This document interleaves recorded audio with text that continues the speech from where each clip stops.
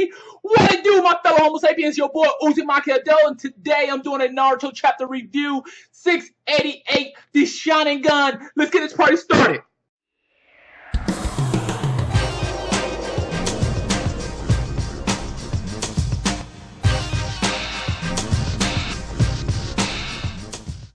Wow. Just wow. What a chapter. Naruto 688, the Sharingan. Boy, this chapter took me on a roller coaster ride. Literally a serious roller coaster ride. So let's just hop right into 688. First thing first, we see Obito and Rin. At that point, I was just pissed. I will admit I will be negative. I was upset. I'm like, no, we got all of that Obito and Ren last week. It is over. Please stop. And Obito says he has one more thing he has to do. And I said, no, you have nothing you have to do. You are dead, kind sir. And then it sounds like he's going back. And I said, bullshit. It is no way possible for you to go back. He said he needed to help a friend. And at that moment, I just lost all hope for this Naruto chapter 688. I was like, no, this chapter is going to be horrible. It's going to be Obito attempting to go back. Obito's on the screen. Shit is going to be extremely slow, like always. What the fuck was it? Why did they kill you off if you can just come back? And then he summoned himself. Obito, the fucking mage. He summoned himself in spirit form using his eye ability, Komoi, and he absorbed or brought Kakashi in, and Kakashi was a child at this point also. And I'm like, no, this is going to be another flashback, or this is going to be another talk. He couldn't tell Kakashi everything he needed to tell him when he was ashing, and then something unexpected happened. He gave Kakashi his Sharingans. What? His Sharingans. And I was just stunned. Kakashi standing there with both of the MS in his eyes, just shining, looking brand new. And I was like, wow, this is nice. I'm happy to see Kakashi finally with two Sharingans. But it raised the question, if Kakashi had problems with one Sharingan, if he always had to have one Sharingan closed, or his headband over one Sharingan, was it to protect him, to make sure, like, if people saw him with the Sharingan, that, you know, they wouldn't attack him? That's the reason he always had his headband? Or was it that as he had the Sharingan active, it just pulled so much energy from him, so he closed his eye and put his headband sideways? Now having two Sharingans, is he just going to put a blindfold over his eyes? I'm actually curious about that. However, Obito says something that is really interesting. He says, Kakashi, don't follow us. He said that last week. I don't give a damn about that, but he said something that I really like. Become the sixth Hokage. And I was like, yeah. For the longest time, I wanted to see Kakashi become Hokage. That time when I think it was Tsunade, when she was passed out and they were trying to make him Hokage, then I was really hoping that he was going to be Hokage. However, he got cheated. He didn't become Hokage. So I'm hoping this time that Kakashi of the Sharingan actually becomes Hokage. I would love that. So at this moment, we finally get back to the fucking battle. About 10 pages in, we finally get back to the battle, and I was like, thank God. And Kagura is doing what she do. She is holding her own against Naruto and Sasuke. I mean, she's doing these punch attacks against Sasuke, Susanoo, and she's getting tossed around a little bit. But at the end of the day, she's holding her own. And then Naruto comes out of nowhere, charge up his power. He asks the nine-tailed beast to give him the power, and he does this super tail beast Rasengan, whatever you want to call it. It looks so fucking awesome. He brings 9 clones in, and each one has a fucking tail beast Rasengan, and that shit is just awesome. Like, wow. That right there just blew me away. And he goes in for attack, and when he goes in for attack, I really felt that Kagura was about to absorb it, truthfully, because it seemed like she was getting ready to use that third eye, or that third eye was watching, and it seemed like she's getting ready to do something. I don't know what she's getting ready to block it or absorb it, but she gets hit. She takes the load to the face, and literally just, wow. At this moment, we see like something's wrong. Kagura's like, okay, something's not right here. And all of a sudden, these tail beast energy forms start to form out of her arm that is ripped off. I mean, out of her shoulder where the arm is ripped off. And they're just going crazy. We see her screaming. And I'm like, oh, wow, she kind of looked like Madara when he was blowing up with all the chakra when she was coming through. She's swelling up, blowing up all over the place. She can't control herself. And we see her arm laying on the ground. And we see Black Zetsu like, Mother, no! Please, no! Mother, please don't die! And I'm like, okay, this better not kill Kagura. Ain't no way in hell's going to kill Kagura. And then this big chakra monster-like tail beast with all the tail beasts just swimming through like sperm, like they're trying to come out, forms this huge giant rabbit-like feel. And I'm thinking to myself, could this finally be the Ten Tails perfect form? Earlier in Naruto, we heard that the Ten Tails has many different forms when it comes back or something of that nature, and then they came off with the whole tree, and I just kind of lost hope in the Ten Tails. But I always kept that idea in the back of my mind. What happened to the Ten Tails having a whole bunch of different forms?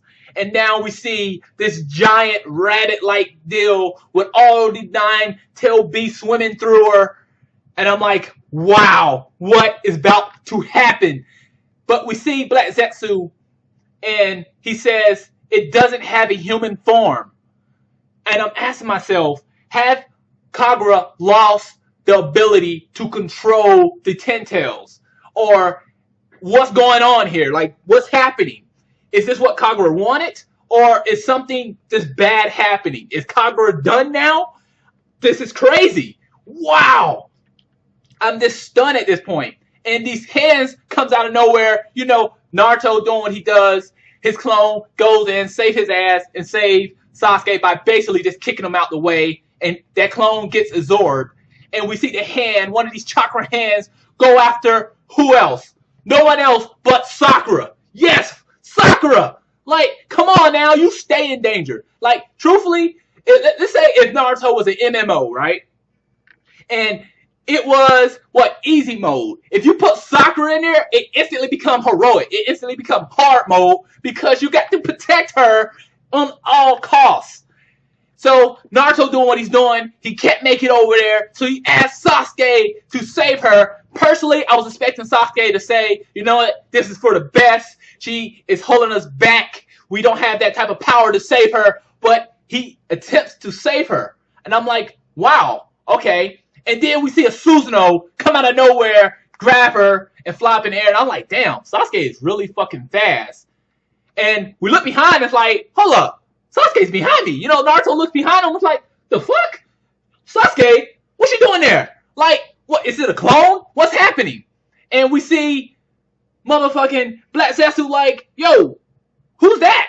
And I'm like, hold up, could it be Madara? Who is this? I know it's not Itachi. Like, who could it be? And it's no one else but the one and only, the copycat ninja, Kakashi, and perfect Susanoo. What? What? Oh my god. And it looks sick, ladies and gentlemen. It looks godlike. Wow. It's funny that Kakashi was just trash on the battlefield. He was useless, and now he has purpose. He has potential. Perfect Susanoo, buddy Kakashi. It's time for him to redeem himself. Yes! Oh my god, I was just stunned at this chapter. It opened up, I lost all hope, and it was just wild with just the amazing art and this combat style and this so many questions. I have so many questions, and I like Naruto chapters like this where you have questions and you want to know the answers to what's going to happen next. I like to just be sitting back and stunned and like, oh my God, what is going to happen next, ladies and gentlemen? Is Kagura truly gone? Or will this new 10-tailed beast that has formed going to be more powerful than Kagura? Is it going to be, are we getting back to the whole blowing up half of the world and shooting a blast that disintegrates like a planet or something of that nature? Are we getting back to Dragon Ball Z stuff? I am just so hyped about this. I'm just amazed. I am actually just speechless. Kakashi of the Sharingan, ladies and gentlemen. Now, a few things about this chapter I will say. I didn't like how we opened up with Ren and Obito. I will admit that. I felt like, that's something that should have been given out last chapter before he died. Not just that, it almost gave me a heart attack just to fathom, just to think that Obito could just use his Sharingan power to actually just summon himself back. That was very scary to me, and the main reason it was scary because I don't want to get back into Naruto, you got to become Hokage, and why do you do what you do, and making everything slow again. But besides that, this chapter was amazing. I couldn't predict this. I am just stunned. What's next? Is Kagura going to be this 10-tailed beast and just wipe everyone out, and other people are going to have to get in? Is Black Zetsu pretty much fucked down there? Is Kagura going to be able to form herself back? Is she going to be able to get her conscience back? What is going to happen? Could Madara come back and just absorb the 10 tails and we got Madara again? Like, what is going to truly happen at this point? I just don't know, ladies and gentlemen. I am just stunned. Now, to rate this chapter, I'm going to give this chapter because I'm just happy. Now, I will admit that a lot of stuff in this chapter shouldn't been. I will admit that how Kakashi got perfect Susanoo. I am just stunned off of that when Itachi himself didn't have perfect Susanoo. Now, we could say Itachi was holding back, and I'm just going to say he didn't have perfect Susanoo. I mean, only people I know is Sasuke and Madara who have perfect Susanoo, and to think someone who is not a Uchiha to have this ability. So I hope they give a little more explanation on that. But before they give an explanation on how Kakashi can go perfect Susanoo, we need to get that information and that backstory on Kagura and her children. We need to get all that information, ladies and gentlemen, because I've been waiting patiently for that flashback. For Obito, I don't want to hear anything else about him. Truthfully, I don't care. I don't want to hear anything else. I don't want to see anything about Ren. I don't want to see anything about Obito. If they're going to explain how Kakashi got that power, I hope they do it maybe a little bit later on before, talking about it, or just make it plain and simple. Obito transmit all his power, all his essence into the MSIs or into the Sharingan eyes, and it allowed him to become perfect Susanoo. I don't know, but this is amazing. I'm going to give this chapter a 9 out of 10. Yes, ladies and gentlemen, a 9 out of 10. And the main reason I'm going to give it a 9 out of 10, it was great. It was unexpected. I was stunned. I was standing up. I had to walk away and come back because it was so good. But the reason why I take off 1 point is the first half, it really didn't make that much sense to me personally, and it gave me a scare. Not just that, I'm tired of seeing Obito and Ren. It's not like I don't like the characters. I like the characters. I just feel like their plot is not the best. Not just that, Obito really slows the story down. So I took 1 point off of that because opening up in the chapter and saying Obito and Ren was just uncalled for. That's like me open up chapter for next week, and if I see Obito and Ren, I'll take off maybe 1 point. Just depends how it is presented to us. But I am so happy about this chapter. I enjoyed it. If I left something out, please leave a comment below. Rate, subscribe, comment. It really helps my channel. Thanks for watching. Johnette.